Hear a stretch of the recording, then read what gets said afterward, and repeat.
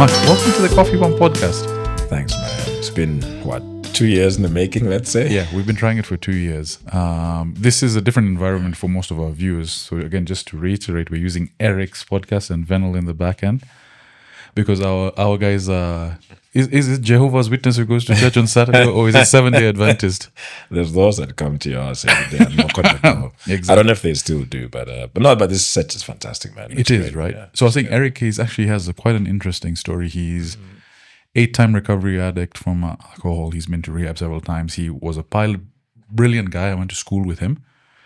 And we reconnected like in 2023 or 2024 when I started doing the podcast again. And he was doing the podcast. And we connected in the sense that we both have day jobs, but we want to pursue this. Yes. And his story's been interesting, man. Like the first sip of alcohol that I ever had was because of him.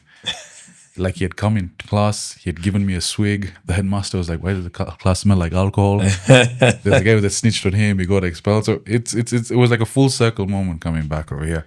But welcome officially, bro. Thanks, man. I'm gonna give a bit of context. So Mark is one of the gurus I looked up to. I remember mentioning that there was Fares Koryuki, there was Barry Macharia, there was Mark Tinka. Mark Tinka is this gentleman over here. In fact, we'll put up a picture of me and him having burgers in Westgate in 2016. Do you remember that? I do remember that. And when I was like, Mark, what the hell am I doing in this industry? Oh, yes. Oh, no, I remember that. And do you remember what you told me? Barely. You gotta remind me, man. You told me stay patient. You're like, you guys are going to make a difference in the industry. You're going to put a big dent.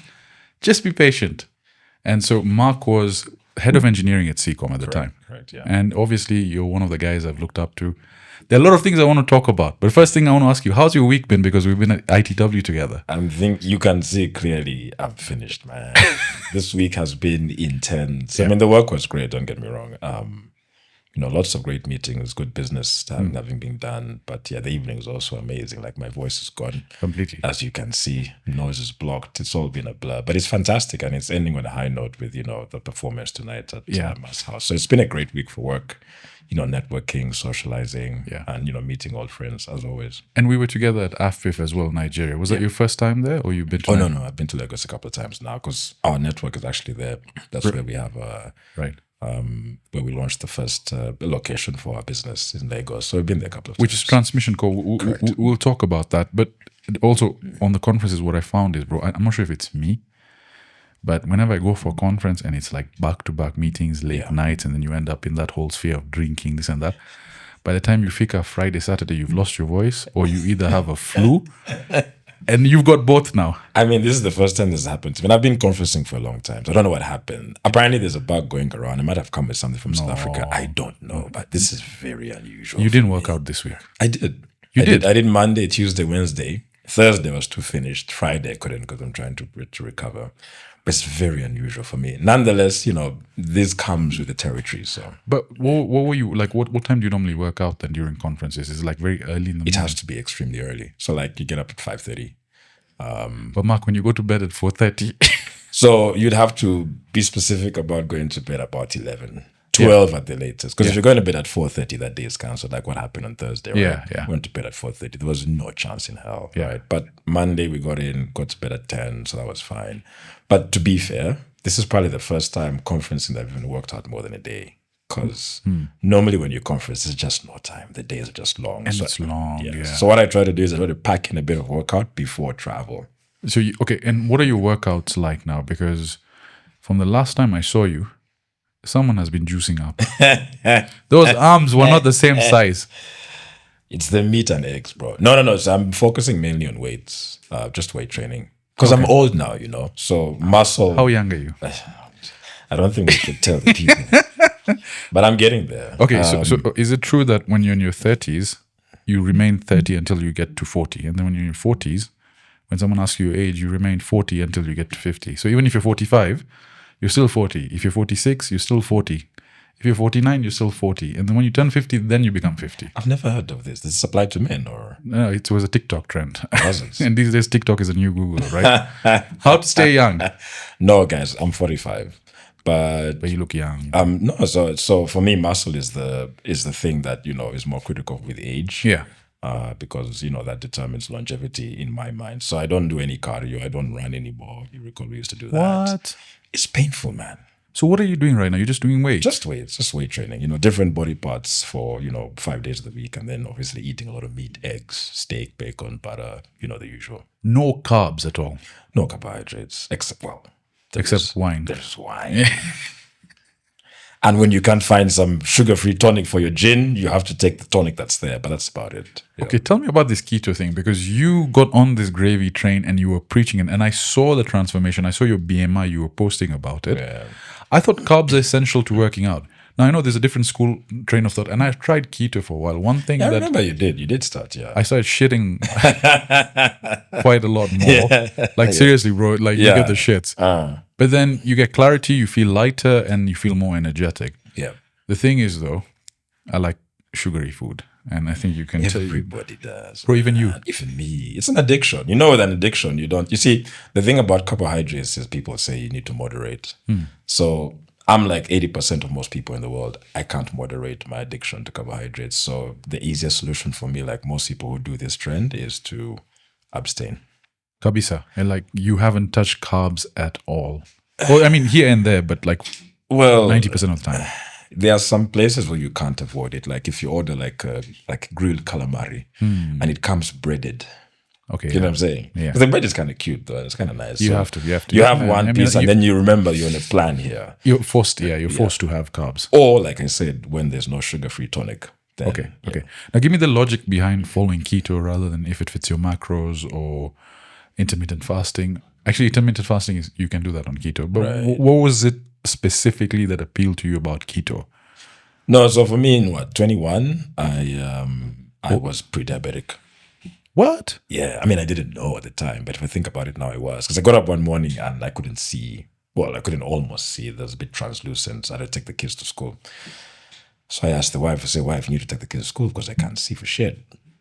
And then after 90 minutes later, it comes back. Like blurred vision? Yes, properly blurred. Like Vaseline in your eyes type thing. Yeah, it was pretty bad. So then, I think over the next couple of months, I went in for some other stuff. And, they put me on the standard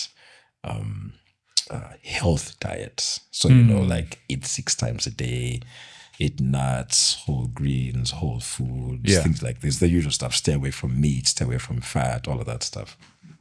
And then I tried it for a week, but it seemed a bit weird. Then my wife actually started keto without me. It was her first. And she felt a lot better than I thought I was feeling. So I said, let me join you. So she's the one who began it in the house. Okay. And then it was a bit hard in the beginning because the adaptation, like you said, you had the shits initially and headache, things like this. The adaptation does take a while. And that's what they call the keto flu. But I think after, 1.5 to 3 months, your body begins to adapt away from burning glucose for energy to burning fat. Right. And then you're ketosis. Yes, basically. And then you're able to get into it good and proper. And then you just continue after that. So your body does take a while to adapt because your what do they call them now? The glycogen, no? No. Your cells, your mitochondria. Yeah, that's the one. Need to shift from sugar burning to fat burning. And that takes a while. So that's the point where people get off the rails a little bit because it can be a bit painful. Then they go back to carbohydrates. But if you stay the course, it'll work. Okay. And clearly it has for you. And I think just going on to bodybuilding has drastically transformed because you were high into cardio. I remember you used to do very long a lot of runs. Running, yeah. I mean, what was the longest you ran? We did the marathon, dude. What? 42K. How long did it take you? What was your time? 4 hours. That's still decent. And I mean, pro athlete level. I think pro athlete is what, 2.5? Yeah, about 2.5-ish. That's not bad. I mean, look, to be fair, it's not bad. But I did it twice. I was like, never again. Is it that intense? It's intense. Like all your muscles just seize. But it's something that you can check off the box, right? It's something you have as a proud stamp that you've done it, right? Yeah. And was it in Josie? Where was it? Yeah, the marathon we did was in Soweto Marathon. And Yeah. the other marathon we did was in a place up in the east of Mpumalanga called Kapsihoop. Okay. It's like 10, 20 clicks outside of Nelspruit. Okay.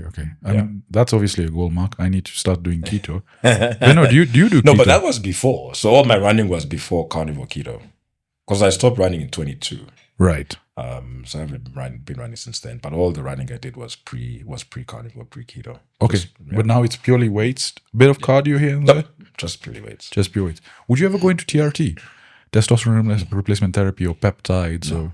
Or I get all that from meat. there's and eggs. there's no point, right? No, it's not. If you eat meat and eggs and butter and fish, the whole animal, liver, kidney, brain, testicles, even, Okay. you'll get everything. So I want to live on that testicle part of it. Before we move on, the diet. Give me a typical day. Your breakfast, your lunch, your dinner on a keto diet. What does that look like? No, so we get up, I go to the gym, about an hour and a half, let's Empty say. stomach. Empty stomach, yeah, from the night before. Yeah. Come back and, have something maybe 12-ish when I'm done with a bit of work. So that's basically steak, eggs, sausage, bacon, pork, liver, anything. Chicken? Chicken, I find it's a kind of like a peasant food, if you mind.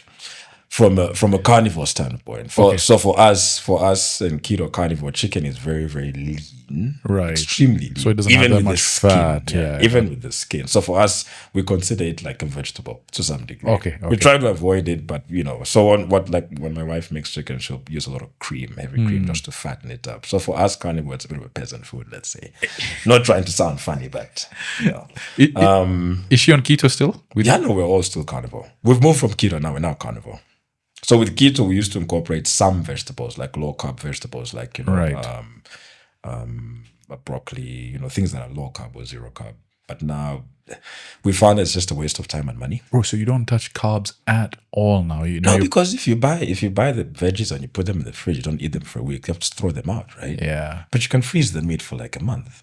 So you're just doing now meats and fats. When your fats are cheese. Exactly. Anything from animals, basically, is a go. Bro, so no pasta, no pizza. No, man, that's carbohydrates. Once in a while is okay, yeah? Once in a while is okay, but you see with an addict, what did you say about Eric? 8 times. Yeah, 8 times. Yeah. So we've been to, I'm still at rehab trying to recover from seeing and putting everything in my... Do you think stress affects that eating for you? Because you obviously, the industry we work in is high pressure for you, right? Yeah, no. So the reason we're addicted to the carbohydrates is for emotion management. So most people don't understand that's actually why they're being driven to it. So, stress at work, stress relationships, any kind of drama in your life, even joy. Yeah. Something nice has happened in your life. You want to celebrate. You want to celebrate, right? Yeah, There's a cheesecake gone, right? So it took me a while to realize that actually the driver for the carbohydrate addiction is actually emotion management. So you need to find other ways to manage your emotions. So the gym for me is a good one. Getting into work, obviously, and just constantly remembering that, every time I think of a chocolate or a cheesecake or a pizza, there's something happening, right? So you realize, you figure out what that is. Yeah. Okay. Move on from there. Yeah. So let's move on to a different vertical. One of the things that obviously when I told folks I'm having you on is your career. Right. So SEACOM, for those that don't know, is one of the largest undersea cables. And Mark was pretty much the face of it when I knew SEACOM, when I started engaging with it. I still find that rather strange, to be honest, because SEACOM was a huge company, a lot of good people. I mean, the first person I was told, if you want to run Ranjit, my former boss, you know him quite well. We love him.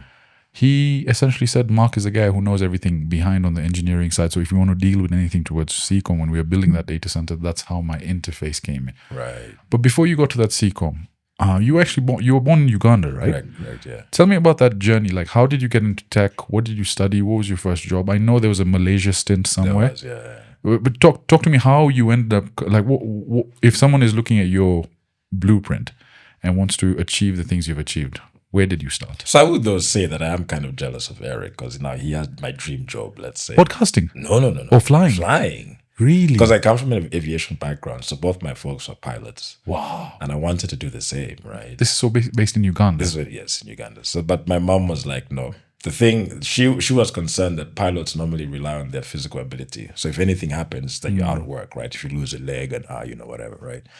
So she discouraged me from doing the flying thing. And not just don't do it. She was like, I'm not going to pay for it type thing. So then I had to go to uni. Okay. And be mainstream. And where were you in uni? In Makerere. Where's that? That's one of the largest universities. Oh, Makerere University. Yeah. This is in Kampala. This is in Kampala. Okay. I was bored. Did not enjoy it one bit. So then I got into a local ISP called Sanutel back in the day. Sanutel. It was part of the Sanu TV, Sanu Radio Yes. group. Got into that, selling dial-up. Are you old enough to remember what dial-up was? Did you ever get to use one? I think when we initially got, it was at Dad's office. I think is the first time my exposure with it. Crazy times. That way you get like 28 or something KB or something. I mean, that was a good day. The bad day, you got 4.8 or even 9.6K. Yes, Uganda's internet is worse than Kenya's. Yeah. Well, then, probably still now, but it was just bad. It was the logic of dial-up. Where was everyone buying on the back end? Where was everyone getting the capacity from? Was there one like main provider? No, so in Uganda, like most of the countries, you had satellites. So you connect to some satellite provider on the other side, typically in Europe or North America. Those huge satellite dishes. Big dishes, yeah. And it was expensive, right? I mean, at the time, I think we were paying, what's $20,000 for like a 128K as an ISP. Jesus. But to be fair, on the other side, we're charging people like $150 a month for that. Yeah, so you always make it up. You always make it up somehow. Okay, so that's interesting. So your first foray into this industry was through sales? Well, through sales, yeah. Were you a good sales guy? I never sold one thing. It was all cold calls, get up, walk the streets of Kampala, knock on doors. Nobody knows what dial-up is. Nobody cares. And this, I'm assuming, is like early 2000s. No, this is 1998, 99. I was in class. I think class. Now we see. Was in class 1? Is it? Are you that young? Yeah, 30, 34, yeah? Oh gosh, you're very young. No. Yeah. But you look younger than me. So I've been 34 in a long time. No, so it was pretty hard trying to sell internet to companies who didn't know the value of it. So then what happened is my boss eventually, his assistant left to some other company. And my boss was illiterate. He was wealthy, but illiterate. He knew a business, but he couldn't write. Yeah. He could read, but not really write.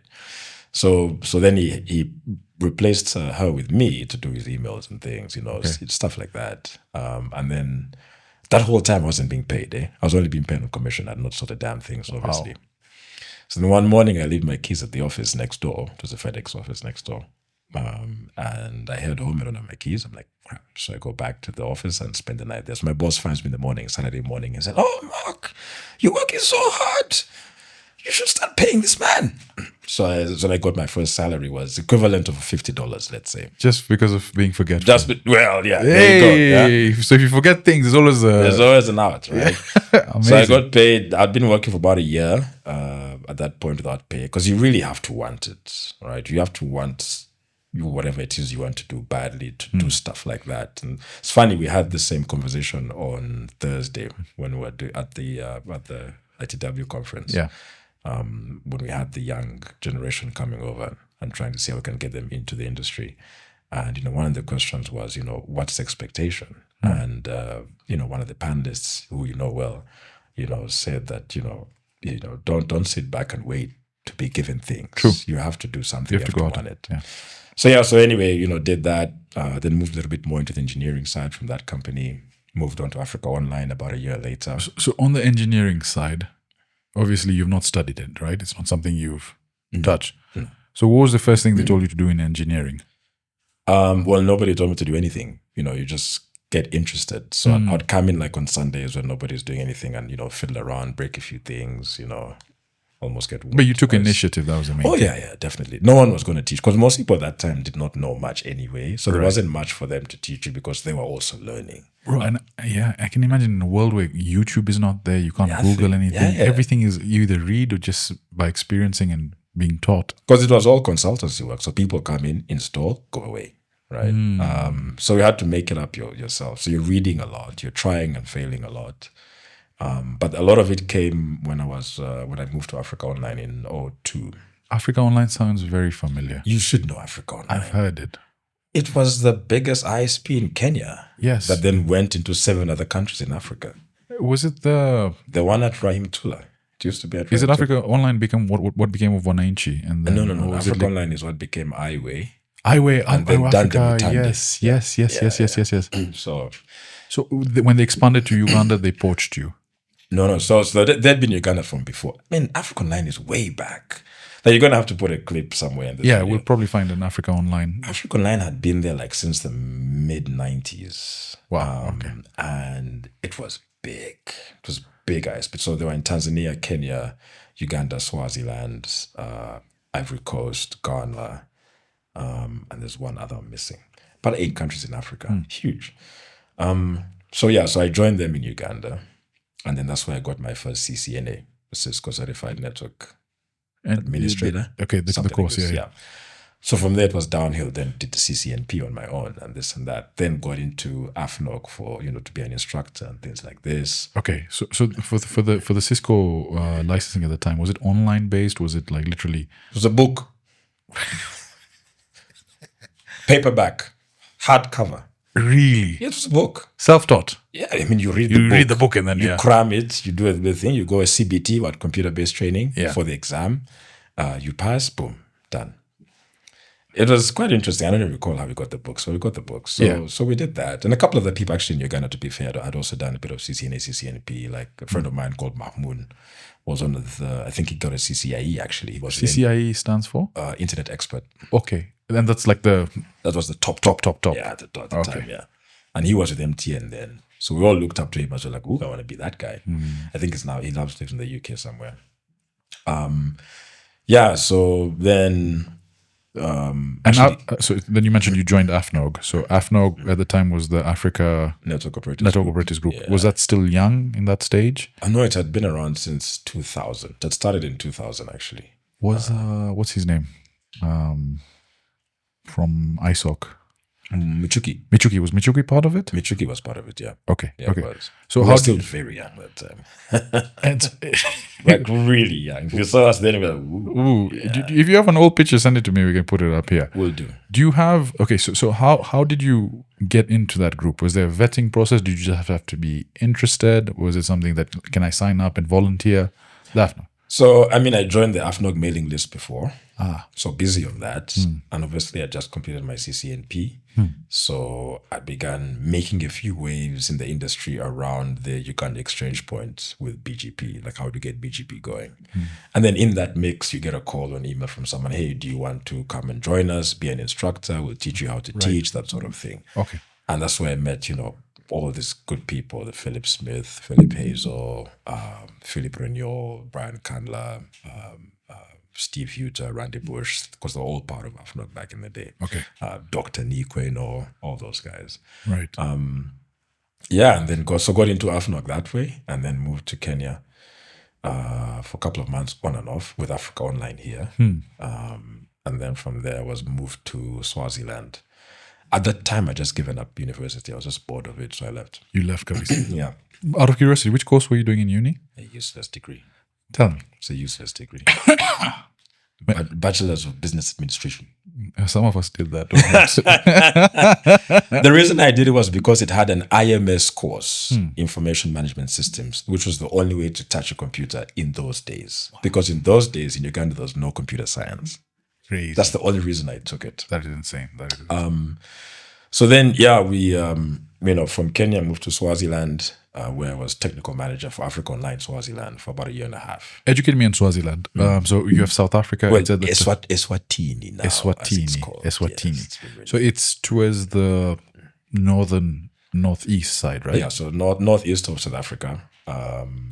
Not fully surrounded like Lesotho. Yeah. Because the borders Mozambique as well. Yeah. But small country within South Africa and bordering Mozambique as well. And how was this your first time now traveling for work and living in a place by yourself, or that? Oh, actually, Kenya was the first one. Yeah. Right. And how was that exposure? Now you're traveling, you're working for a different team. How was that feeling? I remember the first, because I'm coming in from this perspective. When I first traveled, I was like, "Wait, is it economy class seats?" But I think our coffee is here. Benno, do you mind? And your dawa. You see, I'm taking care of you, man. Yes, guys. We are committed to this podcast, guys. I could be sleeping now, but I'm like, I've been trying to set this up for 2 years. I appreciate it. Might as well do it now, man. Okay, so you're still at Africa Online. Yeah. You're now in Swaziland. Right. So your responsibility is to help with rollout over there. No. Just Swaziland is a small country. What's the population? As of today, maybe a mil 2 Okay, it's very small. ish. I'd have to fact check that, but I think it's a mil 2. Thanks. And yeah, so there's not much to roll out. It was SPTC, which was the TKL equivalent, the incumbent, pretty much owned all the infrastructure. So as ISPs, we rode on top of it to deliver dial-up. Okay. At the time. So not much to roll out. Just trying to run a business. So it was government backed. They contracted Africa Online, and you guys were just there to. No.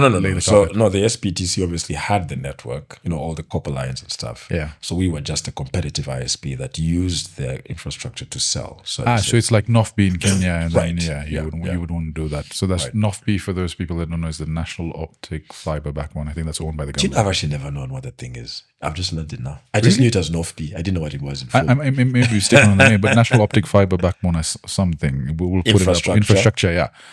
But yeah, so it's government mandated, I think, and then everyone just leases it. Okay. I mean, now Swaziland is different, so people can own infrastructure. They can build their own. They do wireless, but this is now like 2005, where that wasn't a thing. How are you finding it this time? Obviously, you've got your feet wet. You're there. You're learning quite a lot more.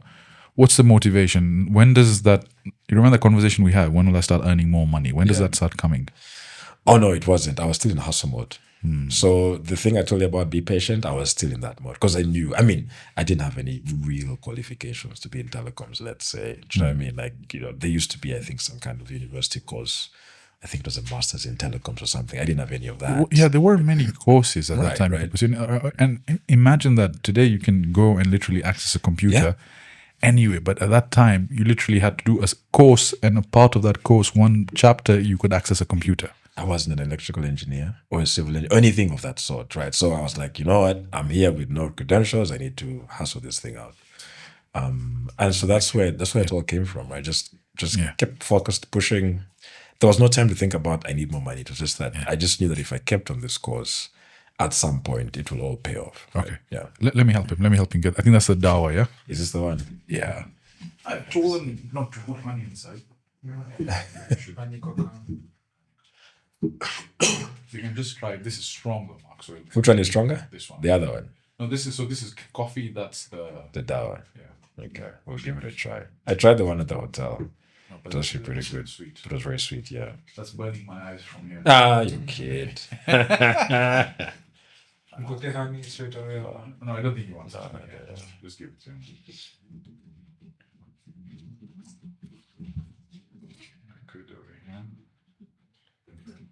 I think we also need like a dawa, like in South Africa. We don't have a dawa concept in the shops. Like what people normally do. Thank you. What people normally do, like, is they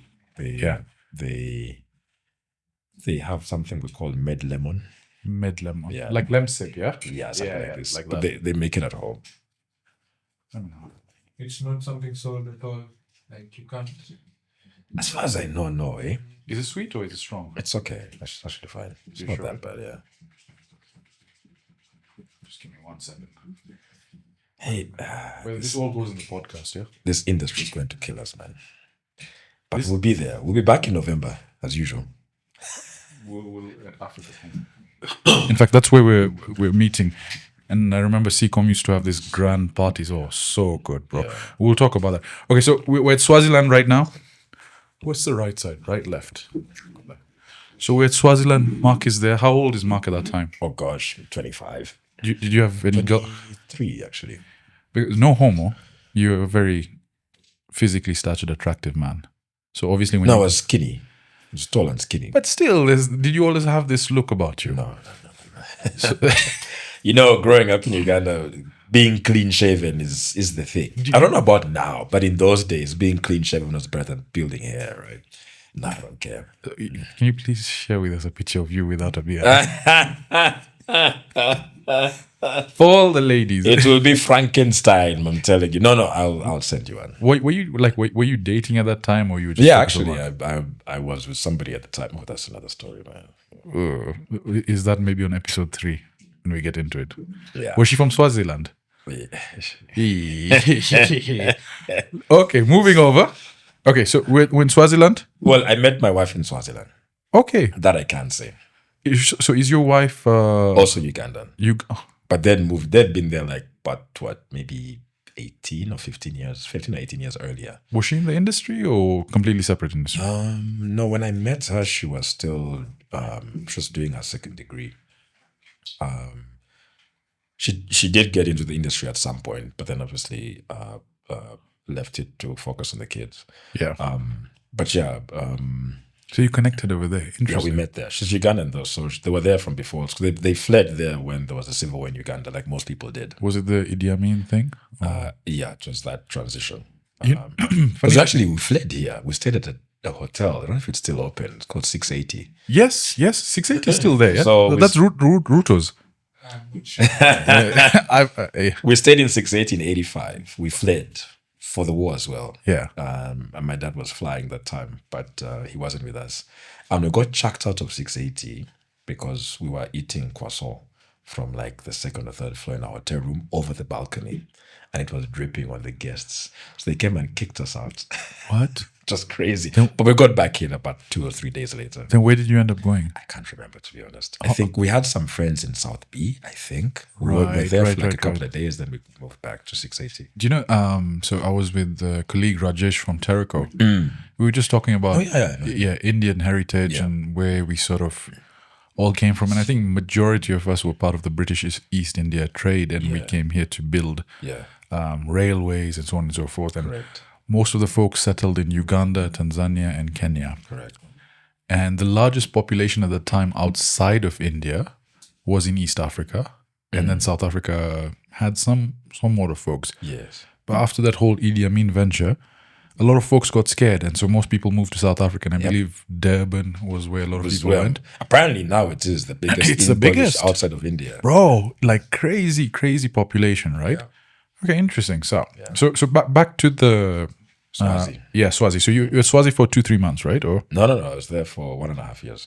really? Yeah. Okay. It happened very quick because in 2005, I was then pushed up to be tech manager for Africa Online Zimbabwe. So you were there as well. I did Zim at the height of inflation. How was Zim? Zim was, so when we were growing up, Zim was on one of the routes that my dad was flying quite a lot. So they brought back a lot of, like Farmer's Choice sausages, and there was the Tang, Mazoe, things from Zim that we did not have in Uganda. It was amazing. Like Zim was putting out really, really Farmer's good Choice sausages. But I think Farmer's Choice is Kenyan, by the way. stuff. Was it? Yeah, Was Farmer's. it Farmer's Choice? Yeah, don't credit them with the sausages. I'm sure, maybe, unless they found there was something going on. Unless Farmer's Choice is in Zim, maybe. Unless maybe they were also in Zim. But those were dope. Bro, Farmer's Choice sausages is one of the things Kenyans should be proud of. It does not get enough attention. No. Take a few packets with you back home. I shall do. Keto approved, carnivore approved. 100%. 100%. Okay. No, so Zim was also another 1.5 years before going to Malaysia.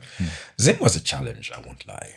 And mainly more so for the marriage than the work itself. Because for the work, for me, I was ready to go anywhere. Take me to Iraq, I'll work. Yeah. But for the marriage, it was a bit hard because it was tough. You got married quite young. Yeah, 26, let's say. Oh, it's a good age, but still. Well, I mean, yeah, you can't do that nowadays because things are different. But in those days, yeah. So, we moved the wife across and we're there for about, let me say, 10 months married at that point in time before we were like, okay, fine, we need to make a move. Because the inflation was pretty bad. There was no WhatsApp. There was no... No, that was No way Facebook? before, nothing like this. So how are you guys keeping in touch? What, the wife and I? Like these days, relationships is sending each other Instagram reels. No, so it wasn't long. After we got married, Yeah. we moved almost immediately from Swaziland. Okay. It was mostly emails to communicate those days. Like when we were planning the wedding, it was all emails. Bro, are you serious? Well, there was AOL, Instant Messenger, AIM. Don't know if you recall Yes, that. I remember that. Okay. So there was a bit of that, but it wasn't mainstream. Mostly email. Oh, Venel, do you remember Messenger? Yeah, it was like a chat box. You open MSN, something like that. Yeah, There was actually, MSN Messenger. Yeah. There was AOL Instant Message, AIM, and then there was ICQ.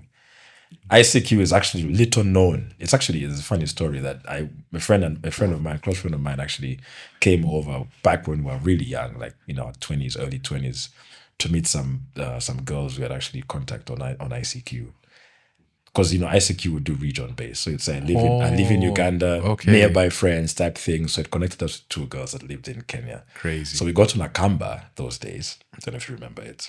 It was a bus service. Bus service, It's a basically. bus service called the Kamba that went from Kampala to Nairobi over 16 hours. We had no money, no plan where to stay.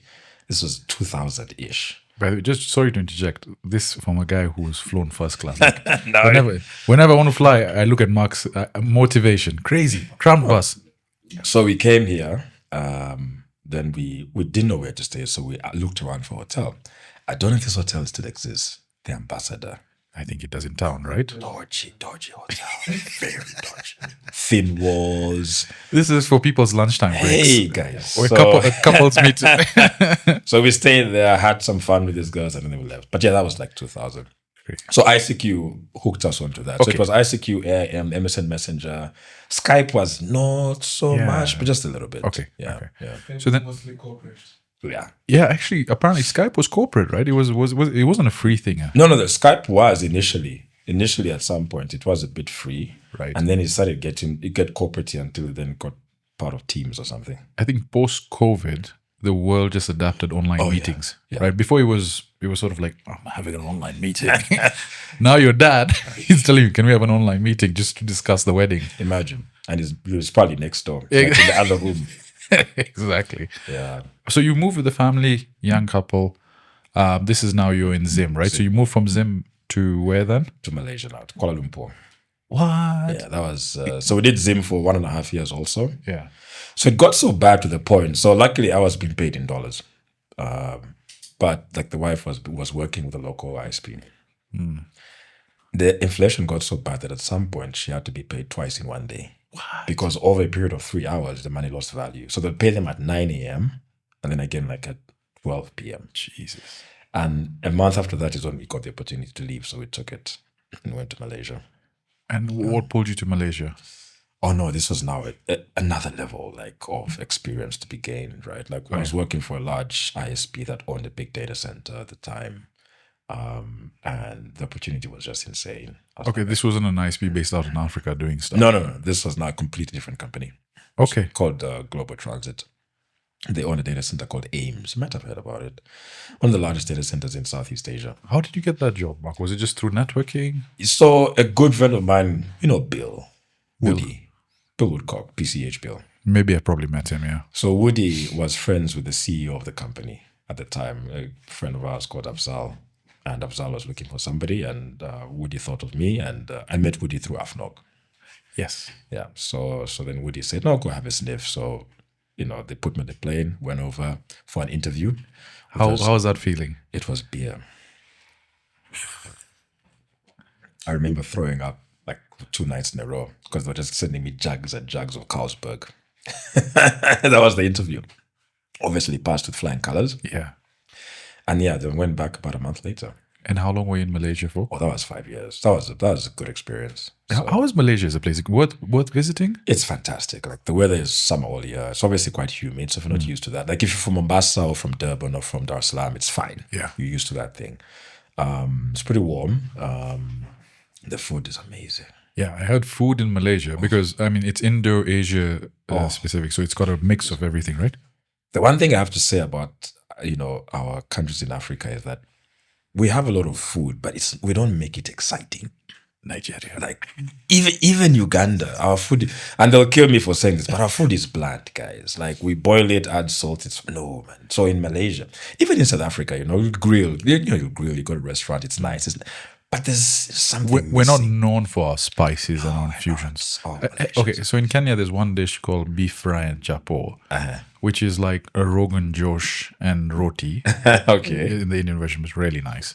Have you ever tried that? Chapati, beef fry, chapati.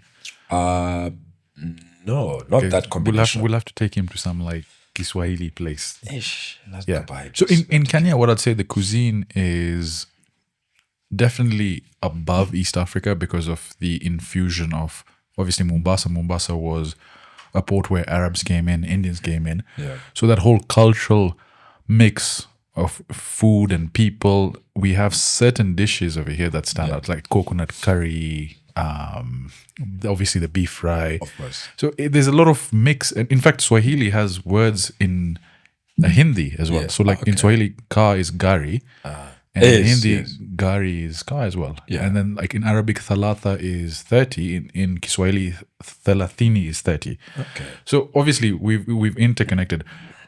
What I'll just say is our cuisine is better than Uganda.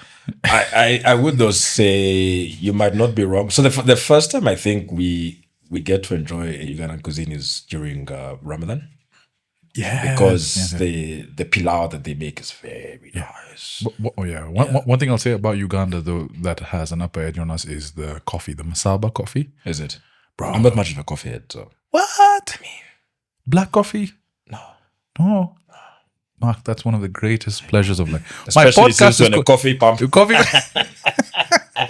I was thinking about it this morning. I was like, if he offers me coffee, it's gonna look a bit weird. It's gonna be like I don't drink coffee. Like, do you have wine instead? Yeah.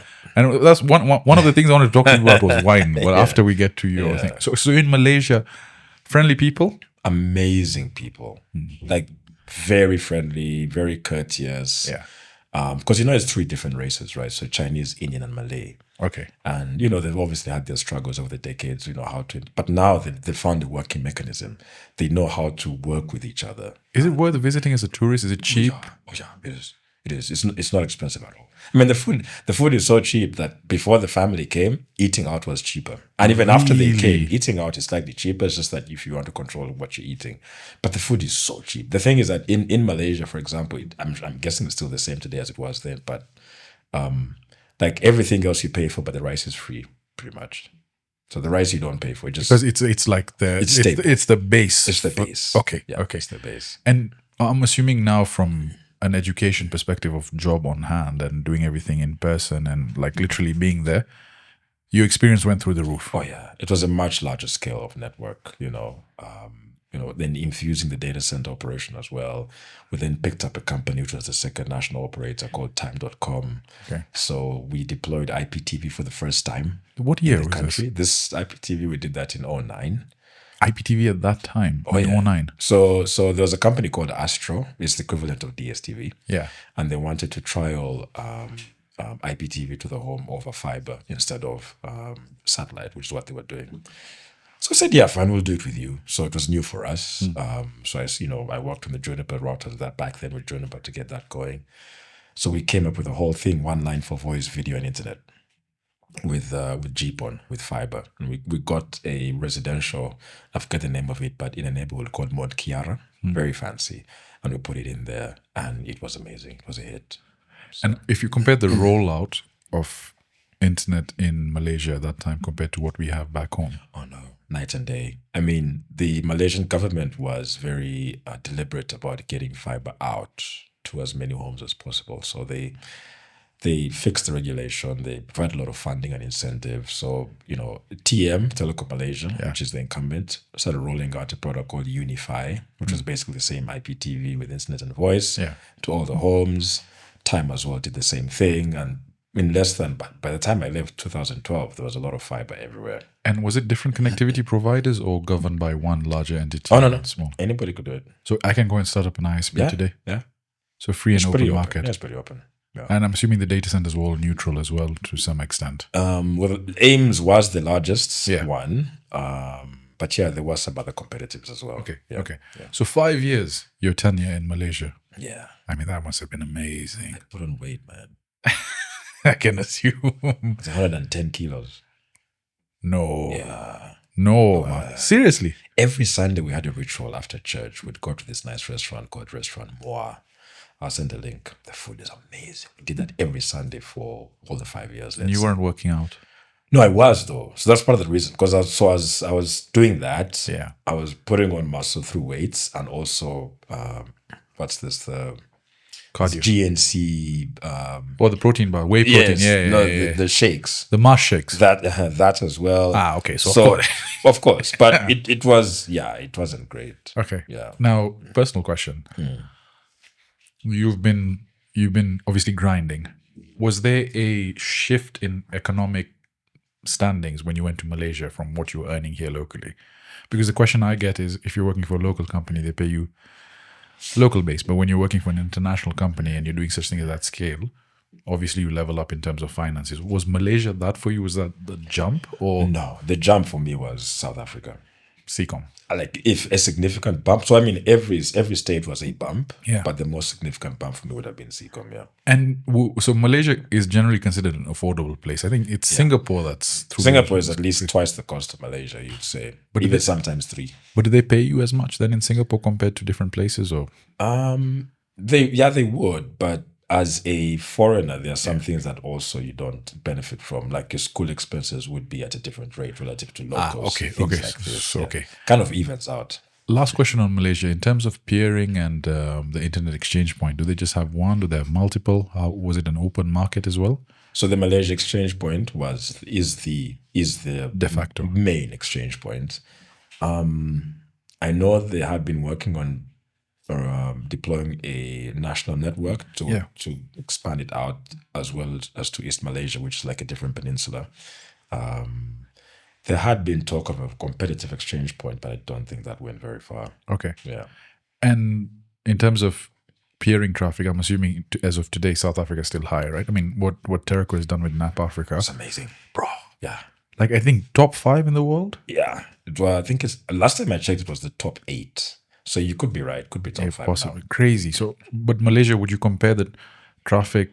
No, NAP Africa. Well, to be fair, I haven't checked in the last year. We'll check the stat and I'll put it up over here. But I think I suspect NAP Africa is a little far ahead. Okay. Relative. Okay. Yeah. Now, what propelled you back to Africa from Malaysia? So the decision was between Berkeley in California and Johannesburg. You can't be serious. I'm very serious. Berkeley? Yes. Oh my God. So I actually did a recce. I went out to Berkeley to have a look. What? But no, man, it was too expensive. Eh? So you know, as Africans, like people, we tend to have people that help us in the house. You know? Yes. I'm not sure what to say because this is YouTube. But when I was because we had twins and they were still quite young. So when I went out to Berkeley, I looked at how we could get this kind of help. Like an au pair or something. Something like this. Like crazy. And it was going to cost us about $20,000 a year. Just for that. Just for an au pair. Just for that. So au pair is like a house help over here. And in comparison, I think in Kenya, it's some people pay 15,000, 20,000. That's $300 a month. Yeah. So this was going to cost about 20K US a year. That's a good job. I know. If this editing doesn't work out, if CoffeePump doesn't work out. So on that basis, and then also, and these are people now looking out for you, like poaching you. Yeah. So then I look at the cost of rent, because this is now basically San Francisco, right? So look at the cost of rent, and I look at what I was going to be paid, and I was like, there won't be anything left. And this is a single income. California is not the kind of place where you can't be a single income. Yeah, it's expensive. And the house was going to be on top of a club. Underneath a club? Okay. And on top of a club. We can't have that. Something like this. And you have twins.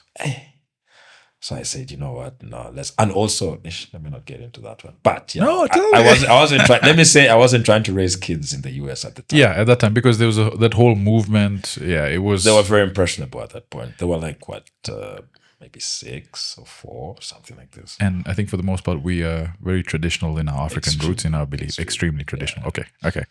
So then Joburg it is. And it turned out pretty well because Joburg, the steak is fantastic. Yes. The wine is cheap. And the quality is extremely high. Quality of life is good. It's if you're paid well, South Africa is actually, there's nothing that beats it actually. Because I looked around, I looked at Europe, I looked at Asia Pac, I looked at America, Brazil, everywhere. There's nothing that beats South Africa in terms of standard of living with if you're getting paid well. It's really hard to beat. And so this is now SEACOM at that time. This is SEACOM in 2012 now. And that whole conversation, that approached you for what role specifically? Head of engineering. God damn. Yeah, head of engineering. Well, that was some good money here. It wasn't bad, let's say. It wasn't bad. And we grew pretty well. We grew very quickly. We did really good work. And I think... Excellent. Well, can I pay you guys compliments? I mean, just come again from a third party perspective, sitting on the outside, very objective. Yeah. Looking at SEACOM, what I always felt was it was a family-run business. Like everyone knew each other everywhere. Yeah. You guys spared no expenses when it came to customers. I mean, just the SEACOM parties stood out so much at AfricaCom. I remember you guys once did an aquarium or something in Cape Town. Yeah. But we were left with an impression that you guys care, you know, and from you to the people, the sales team, I want to shout out Nasser, Nasser Noor. Yeah. I mean, he was one of the best sales guys I knew. So the whole team at SEACOM was something that we went and said at Icolo, wow, this is what we want to become. You know, this is what we want to go into. Right. Okay, so how was that tenure for you? How long were you at SEACOM for? 12 years, eh? It was the longest thing I'd ever done. It was really good work. I mean, everybody was focused and united on one thing. Let us build this African internet, right? Yeah. Let's make it accessible for everybody. Yeah. So that one goal, it was laser focus. It was really, really good work. I'm really proud of that period, to be honest. I'm really proud of that period. And yeah, I mean, the brand is huge. The legacy is there. We're really happy. You've obviously moved on from SEACOM, but maybe you could just live a little in the undersea cable market. There's a lot of issues I'm seeing now with the North Africa point. And more for those, again, this is not really a tech podcast, but the subsea cables is basically the delivery mechanism of content and internet and connects us to the wider world. And most of us go and interconnect in Marseille, which has to go through the Red Sea, and Marseille is an interconnection point. And obviously SEACOM was very big at that. But now with all those issues happening in North Africa, and I'm assuming it's something we can't fix, the geopolitical tension is not something you can have a coffee over and talk about, right? No. What's the next best alternative to connect East and Southern Africa? I know Southern Africa has West Africa and then back, but realistically, from your perspective. So now there's a bit of initiative going on to connect East Africa to Oman. Yes. Yeah, there's a couple of people who are working on that. So you get to Oman, and then from Oman, you go across Middle East, Western Middle East, and then on to Europe, maybe through Turkey or something like this. There was some... I was talking to someone recently, and he mentioned that they're looking at doing like subsea fiber, but in the desert. Yeah. Is that been done before? No, so that discussion has actually been happening for some time. Technically, because what you're doing is you don't have a lot of places in the desert to put amplification sites. Yes. So yes, you would use subsea technology, which is to power the cable as long a distance as possible without having any in between, power facilities. Yeah. So the thing with Africa is that we're not all the same. Right. So by the time you cross the border, things have changed. And I think that's the biggest issue, That's the right? biggest issue, yeah. Crossing borders in Africa is problematic. Otherwise, we'd have faced this problem before. So I think the Oman play is the medium-term one, let's say. Yeah. The long-term play would be to figure out how to sort of split Africa in half. Okay. And then find a way to connect east and west but across, as opposed to going down south. Okay, so when you say, okay, let's break this. So you have the African map. So east and west and north, and east and west basically in the south. So I would mean Kenya to DRC. So Kenya DRC has obviously been the most popular idea, yeah. But DRC is hard, as you know. Very hard. So some options maybe further south could be one. But yeah, essentially you're trying to find a way to get, East Africa to middle of Western Africa, right? So that you have an equidistance between south and north. Okay. That way you can just go straight as opposed to going down south. That would be the long-term play. But I think for now, Oman might be the best option because there's no indication that we are going to have the geopolitical issues in the Red Sea resolved anytime soon. True. Yeah. The way I see it, with my limited scope, obviously, and you can correct me if I'm wrong, but eventually South Africa will become the Marseille, where everything will sit over there. You'll have your hyperscale nodes. Everything will be generated in country and then feed up into the rest. Obviously, it's still attached to the West, and you'll have cables that go up. But as an Africa as a whole, so North Africa is mostly connected to Europe still. We're still feeding off Marseille. The Medusa cables, the this, the that. Right.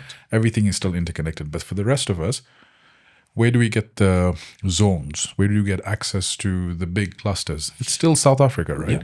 So maybe they just establish everything in South Africa, then let it drip up.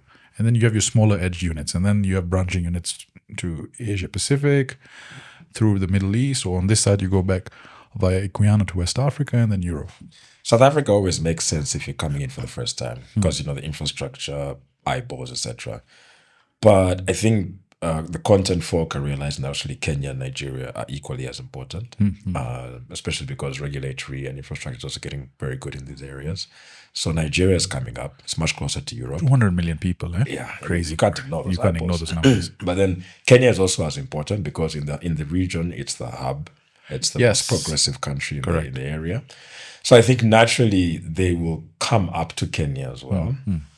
And then they'll also go up to Nigeria also. So I don't think South Africa will become the hub per se, purely because of how far it is. Right, It's right, way right. south. Okay. But as a starting point for anyone that hasn't come yet, yes. that's where you go. And again, we follow that logic as well when we have these discussions with content delivery networks. If you're looking at establishing a point of presence in Africa, usually South Africa is your first bet. West Africa, Nigeria, purely because of the population. And then you look at Kenya. We sort of consider North Africa still attached very much to Europe. So that's a completely separate discussion. Yeah. And essentially then you develop these edge networks, and then when you get into zones, and then you have smaller edge networks feeding.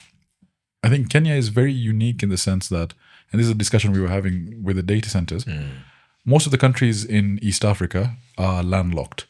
And from an import-export perspective, Mombasa delivers most of the goods in country. Yeah. But also on the cable side. Yes. Everyone still is very dependent on Mombasa. Don't get me started about Tanzania. Yeah, I mean, Tanzania has, I mean, there's capabilities over there, but political tension and operating over there, it's known as a bit tricky. It's a bit of a shame because I was having this discussion last week with a couple of people. Tanzania borders 8 countries. Yes. It could be the transit hub of the region. Like it could overtake Kenya, right? I mean, could. It could, genuinely. It's a sleeping giant, but yeah, I mean, that's maybe for another podcast. Yeah. But yeah, so no, I think actually in terms of, penetration and profitability, let's say, if you'd call it that, I think Kenya is still quite ahead of Nigeria, despite the lower population. Yeah. And there's many reasons for that. But if I had to look at where things were, I'd say Nigeria is maybe where Kenya was 2015, let's say. Yeah, I'd agree with that. But the thing is, they are one of the only countries in Africa that got the 2 largest cables, to Africa and Equiano. Plus, they have the population. Yeah. So something small just needs to happen, and then it will just catapult. It will exactly. Yeah. You can't ignore the fact the 200 million It's a lot people. of people. I mean, Kenya, we get a lot of positive actions because, and I've said this on several podcasts, is Kenya houses different economies as well. Yeah. So for the most part, the Somalian economy is based over here. We have the South Sudan economy that sort of, the money flows through here. Yeah. And then DRC also, we have some pushback in Kenya. But on that front as well, the agencies, all these Western agencies, all these peace agencies, the UNEP, the UN, all the headquarters are based over here. So there's a lot of interest in keeping this place quite stable and things functioning. And so I think that really propels us into being quoted as the Silicon Savannah, where if you put your money in a startup, the chances are it will work, and then sort of a ripple effect down. Agreed. So at SEACOM, what are your fond memories, bro? You remember the lunch we had, right? Which one? We've had multiple lunches. The first one when I met you was Urban Burger. Grill Shack? No. Was it Grill Shack in Westgate? Could have been Grill Shack. I'll put the pictures over here. Pictures. I'm sure it's somewhere. Mark, why don't you say some nice things about me? Gosh, where do I start? Yeah. No, man, it's been a journey, eh? Yeah, it has. There's just so many things. Now that when you think about it now, I don't even know where to start. I think 2016 we first met, and then we met in Ivory Coast as well. And every year for the Africa Peering Forum, we've been there together. And then AfricaCom naturally.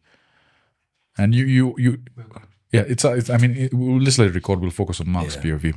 And so, SEACOM, tell me what were the highlights for you? Because you guys achieved a lot during your tenure, right? Gosh, it's all in mind meld, eh? I think introducing 10G was very strange. We might have to, keep it simple for the audience. But yeah, just moving away from SDH into Ethernet, specifically 10 gig, was a big milestone for us. This was 2014, because the industry at that time was still a lot of SDH, STM1, STM4, etc. But that for us was a big change, and it made a huge difference in our business. And then also, I think just, one of the big ones actually in South Africa, as it were.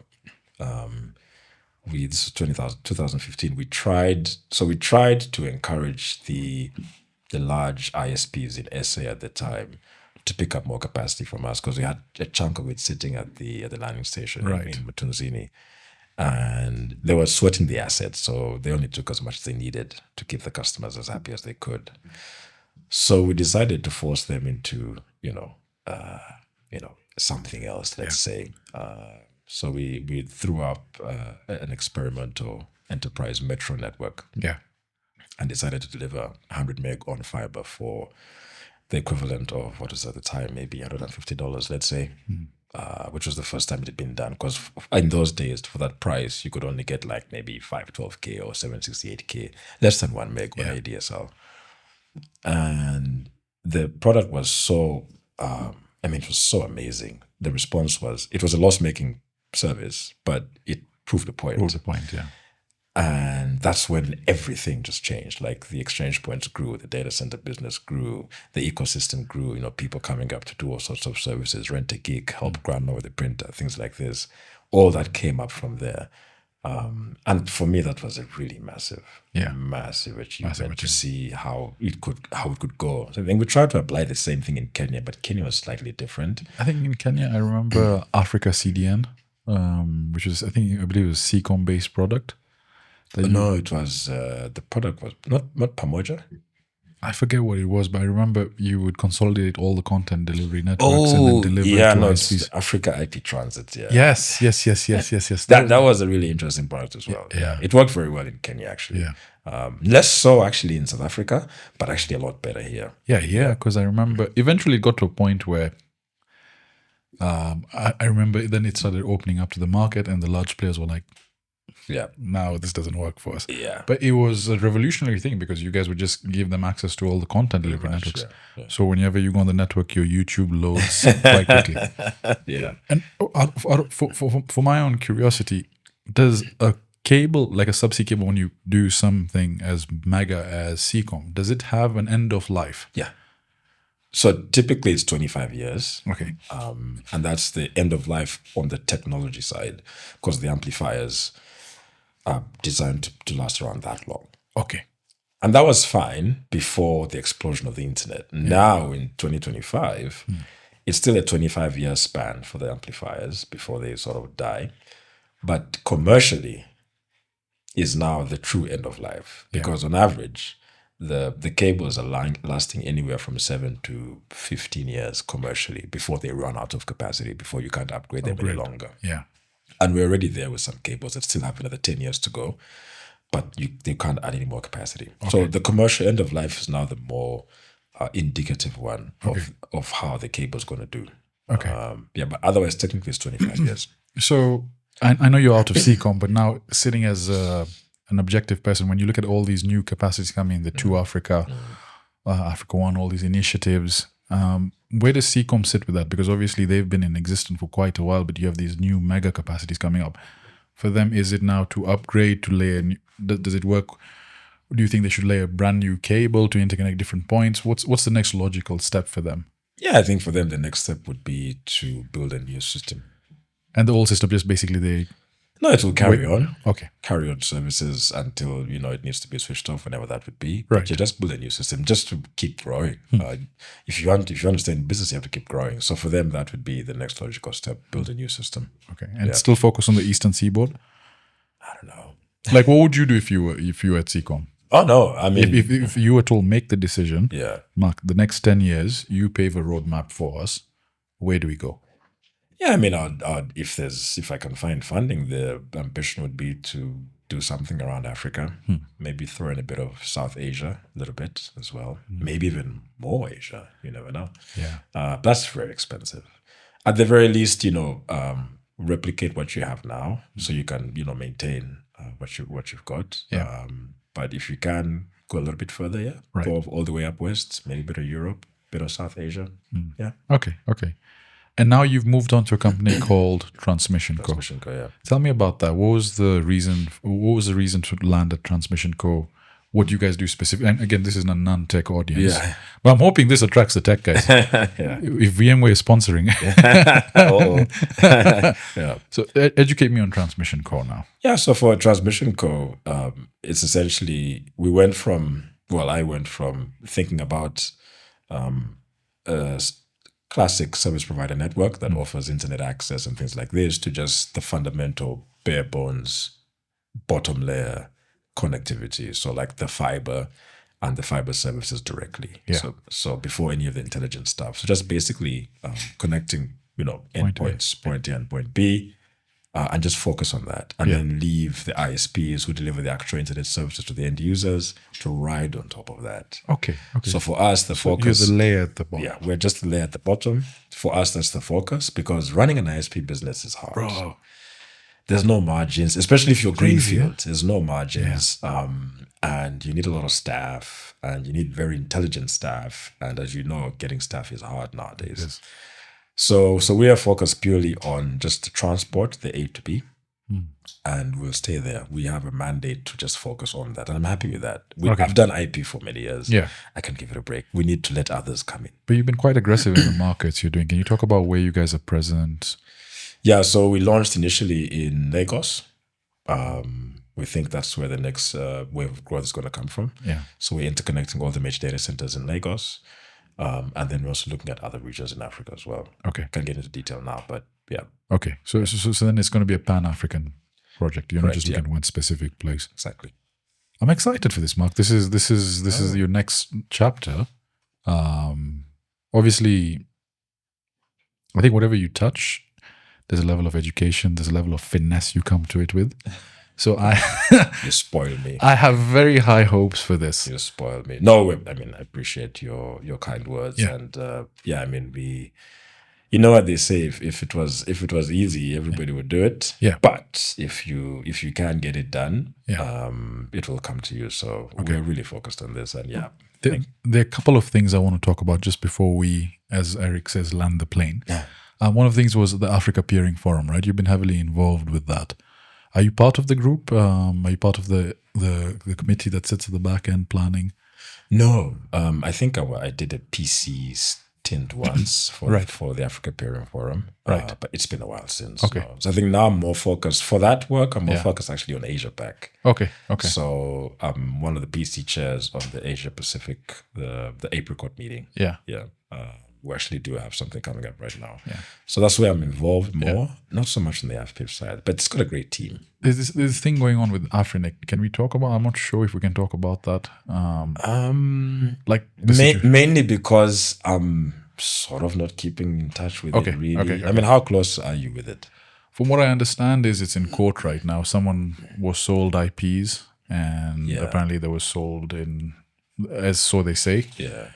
They were not sold to the right channels, but then one person claims I bought them. One person said, no, you bought them through this means. So I'm not sure where it is exactly, but I know it's something that's being defended. I haven't looked at it as well. Well, I mean, the too long didn't read version is, one of the resource members provided incorrect information as to how the address space would have been used. And they took the address space and leased it to non-African entities. Okay.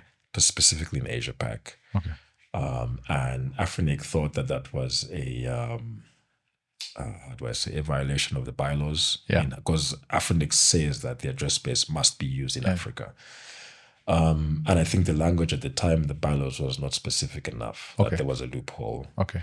I think in the process of trying to remedy that, the altercation began. Sure. Okay. So it's been back and forth, in the courts for the last couple of years. So in layman's term, could you please explain to the viewers the difference between IPv4, what IPv6, and sort of what it plays into, what the logic is? Yeah. So an IP address, an internet protocol address, is basically a number that identifies your device on the internet. Well, it can be your phone, your watch, phone, yeah. anything. So for you to be able to communicate with the internet or somebody else, you need to have an address, just like sending a message from, a mail from the post office to your house. Correct. So every device has to have a unique IP address. So without the unique IP address, you can't communicate. So an IP address is fundamental to how we can communicate with devices on the internet. And the IP version 4, which is what you described earlier, had a finite number of devices it could address. In theory, about 4 billion devices, but practically maybe half that, which is not a lot because, there's 8 billion people and I think everyone has at least like 2 two devices. phones or something, yeah. So then we introduced IP version 6, which exploded that number. What is that? 32, so 128. Yeah, so quite an order of magnitude larger. Yeah. Somewhat unlimited, let's say. So you can have as many devices as You want, yeah. But because both of those protocols are not compatible with each other, you have to have a mechanism in the middle to translate between them. Okay. And I think the translation mechanism is cumbersome for many people. And people are lazy in general, even me. So people are finding reasons not to make the move because it requires time, energy, money, effort, approvals from execs and so forth, and people don't have time and energy for that. So is that why IPv4 is still quite popular and people are paying an arm and a leg just to get it? People would rather pay money for IPv4 than go to IPv6 because it's easier to pay money than to actually put in the time and effort. Right. And is there a difference between security or some sort where people prefer IPv4 or is it just simply ease of access? Yeah, there's no real fundamental security differences between the two. It's just that IPv4 is widely deployed. Yeah.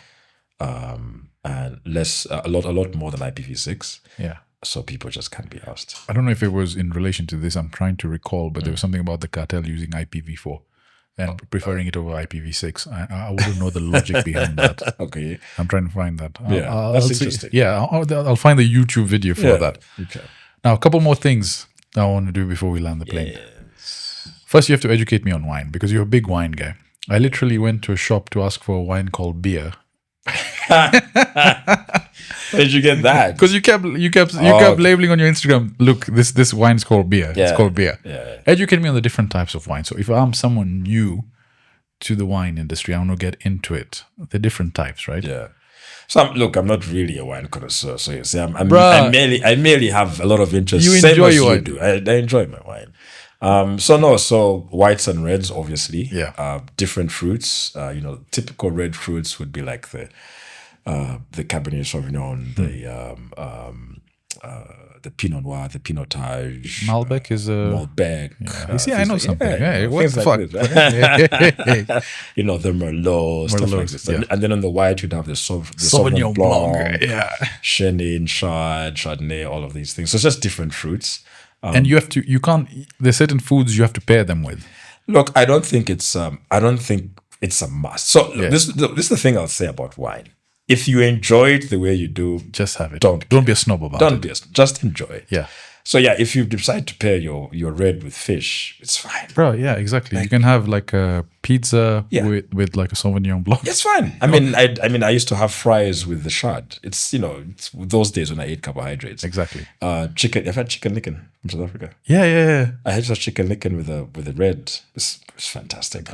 So don't worry about those details, I would say. Yes, the more you drink wine, the more you start to become a bit more choosy. And that's normal, right?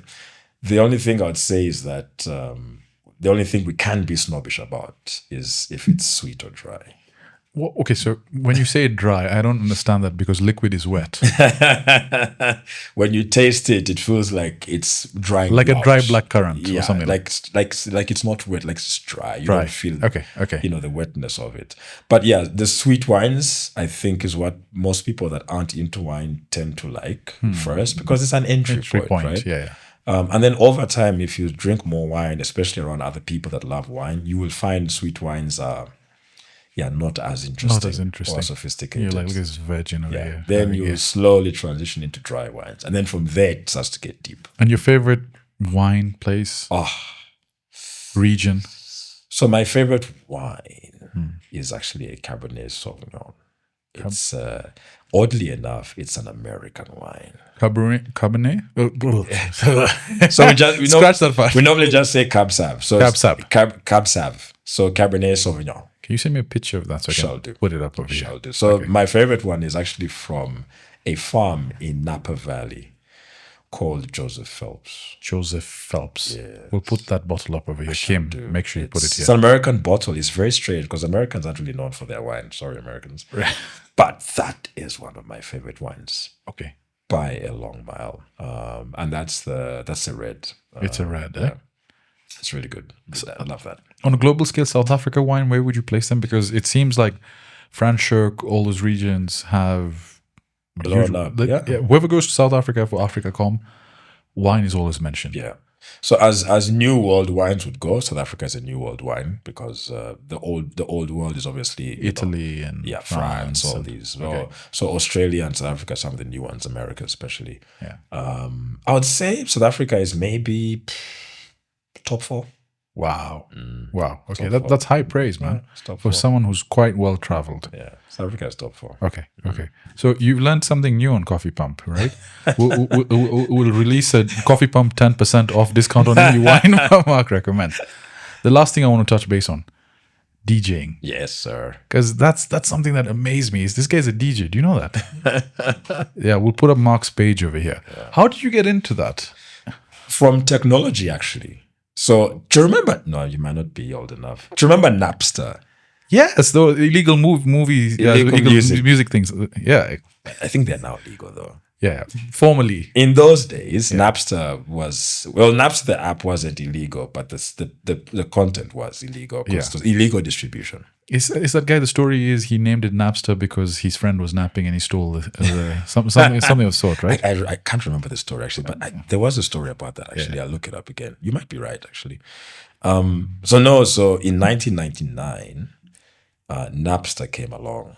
So I started gathering a bunch of MP3s, music I'd known like growing up as a kid but never owned. So it got to a point where I had easily 8,000 songs in the space of 2 years. Well, it was possible because I was running the ISP, so I stole all the bandwidth when everybody was asleep, and we only had a 128K. Oh my god! For the whole business, right? So at night I'd leave it running, just load. Come in the morning, organize, do my stuff. Then I landed on some software called Atomix MP3. It was the online MP3 player. Huh? It later became virtual DJ. That's what's virtual DJ today. Okay. So those days there was 2 software. It was Atomix MP3 and PC DJ. I wasn't much into PC DJ. I found it a bit weird. So I went with Atomix MP3. So I had this big, monitor, tower top, big monitor, CRT, keyboard, mouse, UPS. So I'd lug that whole thing and I took it to a club once. And I said to the club, I can DJ on this thing. They said, you're lying. And I was able to do that because the owner of the company at the time also owned the club. Okay, so you knew them, yeah. Said, I want to go play this. So, they said, fine. So I took it. Everybody was amazed. And it worked quite well. Boom. So then from there, I began gathering more and more music over time. So I built up my library to like 16,000, 20,000 songs. And everybody started coming to me to, get CDs burned, do lounge music, which was illegal. Yes. There's a bank that I made lounge music for with that collection. And they were playing it in their banking hall. Crazy. And obviously it was illegal because, I was distributing music. But then moving to South Africa, I decided to get deeper into it because then I shifted from classic R&B, hip hop to like house. And